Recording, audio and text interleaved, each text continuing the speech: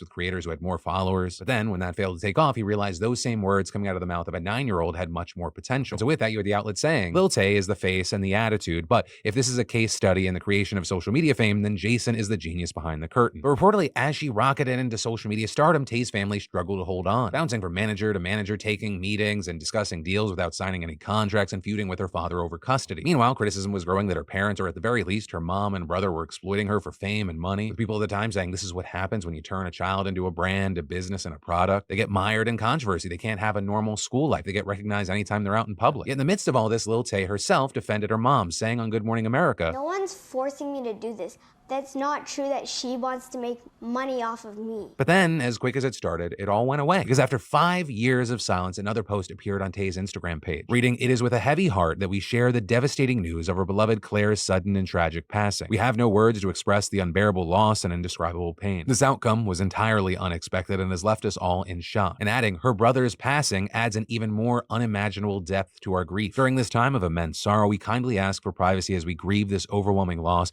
as the circumstances surrounding Claire and her brother's passing are still under investigation. Saying Claire will forever remain in our hearts, her absence leaving an indescribable void that will be felt by all who knew and loved her." And so this instantly blew up. There was nothing for so long, and then this, with people speculating, did they take their own lives? Was there some other cause? Is this even real? And to that last question, Tay's management confirmed her death in a statement to Variety. Then more strange details came out, like the fact that the LAPD and the LA County Department of Medical Examiner Coroner have no record of her death, or the fact that when reached by People magazine, Tay's father said, "I don't have any comment." With all of that leading to today, with TMZ dropping the bombshell that they claim to have spoken to Tay, because both her and her brother are apparently alive. But they're saying in a statement provided by her family that her Instagram was hacked, and adding, "I want to make it clear that my brother and I are safe and alive, but I'm completely heartbroken and struggling to even find the right words to say. It's been a very traumatizing 24 hours. All day yesterday, I was bombarded with endless heartbreaking and tearful phone calls from loved ones, all while trying to sort out this mess." But they're also adding, "My legal name is Tay Tien, not Claire Hope." And so with all of that, it hasn't stopped the speculation. It's just moved what the speculation is, right? It's no longer about, is she really dead? It's about whether she was really hacked, with some arguing that it's incredibly weird that they took 24 hours to make it known that she was alive, right? Even though she saw the allegedly fake post, right? So you have some people saying this is all fake, this is meant for some sort of comeback. Others saying maybe they were hacked and then they actually were like, hey, maybe we can use this. And then finally, others taking the whole story at face value. That there was a hack and they just didn't get around to publicly saying that she was alive because maybe there were too many fires behind the scenes. But whatever the case is, hopefully this makes the just dumpster fire mess of the situation understandable. And while we wait to see if anything else comes from this, I gotta pass the question up to you. What are your thoughts and feelings on all of it? And then Travis Scott back in the headlines because dozens of fans were reportedly injured at a concert that he did in Rome. Right, he was performing earlier this week at Circus Maximus. You may have seen him in the headlines because he brought out Kanye West as a surprise guest, which while that received criticism because that was Kanye's first live public performance since his slew of anti-Semitic comments, that isn't what we're talking about today, but rather the report that at least 60 people attending the show required medical attention after someone pepper sprayed the crowd. There are also being reports that a 14-year-old boy got injured after scaling a false wall to see the concert for free and falling roughly 13 feet. But I mention this because the pepper spray incident is actually scarier than it might sound to you, right? And that's because it's not just something that hurts, but also it's something that can cause a lot of panic. I mean, there are instances like 5 years ago in Italy, a person used pepper spray at a nightclub and that led to a stampede that killed 6 people and injured 200. And while luckily here, there were no reports of stampedes as a result of the pepper spray, it's hard to hear about this and think of the chaos it could cause and not think of things like Astroworld, right? Travis's music festival back in 2021 where a crowd surge led to 10 deaths and hundreds of injuries. And so of course with that in the background, this new incident received a variety of different reactions, with some saying the Astroworld tragedy already proved that Travis Scott should never have public events ever again. People saying his concerts need to be investigated because this cannot be a coincidence and this cannot keep happening. But you had others saying this pepper spray incident wasn't his fault, and arguing that people are trying to paint this man as dangerous, and saying people not knowing how to act isn't on him, which, while it's a different situation, is also something we saw a lot of people saying regarding Kai Cenat and that New York City riot. Though again, one of those is not like the other, right? One is a venue where there's supposed to be security guarantees and stuff like that. Also, kind of a side thing, you had other people raising concerns, those being archaeologists, but then reportedly concerned that the venue that Travis Scott performed at actually may have sustained damage as a result of his concert. With that, because the 60,000 people attending jumped so much, the locals thought there was actually an earthquake, with reports saying that Italy's fire service actually received hundreds of calls from locals who were concerned about it. Though there, I'll say that's far from the first time that there have been reports of people concerned that there were earthquakes because there was a concert. I mean, even just a few weeks ago, you had Taylor's concert in Seattle triggering seismic activity equivalent to a 2.3 magnitude earthquake, which I will say, as someone that went to their first ever Taylor Taylor Swift concert last night. That does not surprise me. The energy there is something I have never experienced before. It was such a fun time. It was also nice to meet and trade bracelets with beautiful bastards who also happen to be Swifties, or Swifties who also happen to be beautiful bastards. If I go again, I will give y'all more of a heads up, if only so that when we trade bracelets, you have a big boy bracelet, because most of y'all made them for your little dainty wrists, and that shit...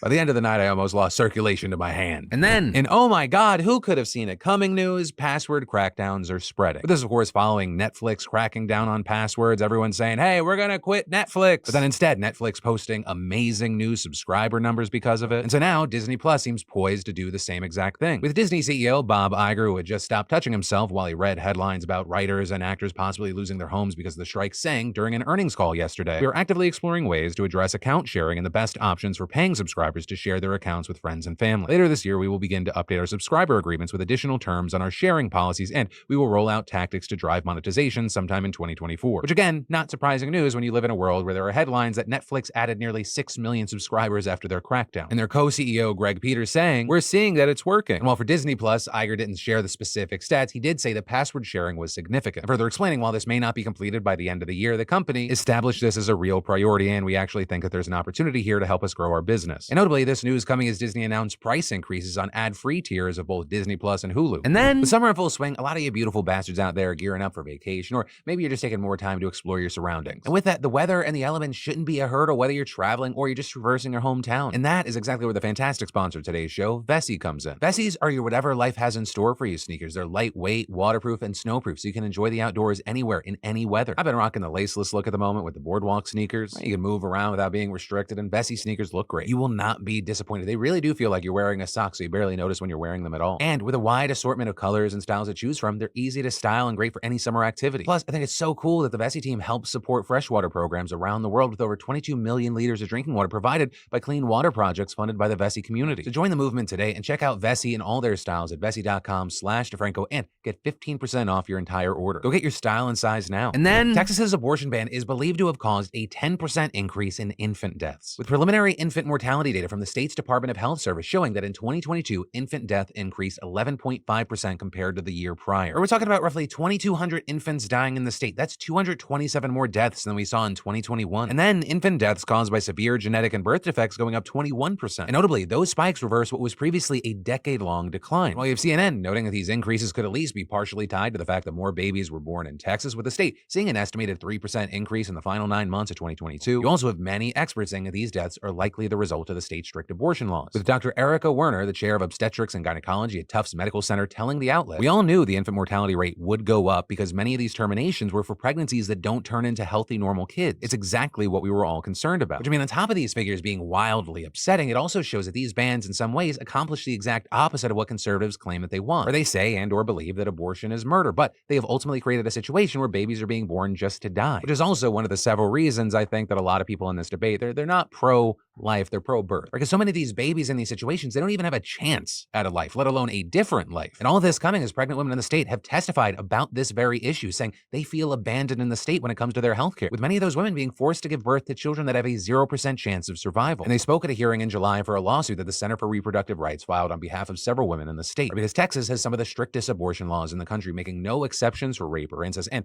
only holding exemptions if the pregnant person is at risk of dying. And the lawsuit there actually focuses on that exemption, citing concerns that it's just too vague. I mean, there's just so much uncertainty that doctors don't know what options they can give to their patients, saying that it's not clearly spelled out, so healthcare providers are often hesitant to intervene in cases where pregnancies are non-viable because they just don't know if they might be violating the law. So the lawsuit argues that pregnant Texans have been denied critical medical care because physicians fear liability, which notably could be as severe as losing their license or spending the next 99 years in prison. So at the very least, you could understand why doctors are so damn scared. Also, during a press conference for the lawsuit's hearing, we saw one plaintiff say that when complications arose in her pregnancy, she had to go home and wait for her baby to either die inside of her or for infection to manifest more serious physical symptoms until she could go get help. There is no statement of pro-life in this state when you send me home to wait for my baby to die inside of me. It's not pro-life. In a sense, it's almost pro-torture. There's also this heartbreaking story from Samantha Cassiano, where she thought she was just going in for this routine appointment when she learned that the daughter she was carrying had a condition where parts of her brain and skull just wouldn't develop. But with that, she was told she had no options, and the doctor later calling in a caseworker and... Caseworker came in, and they handed me a paper that said funeral homes on top of it. I felt like I was abandoned.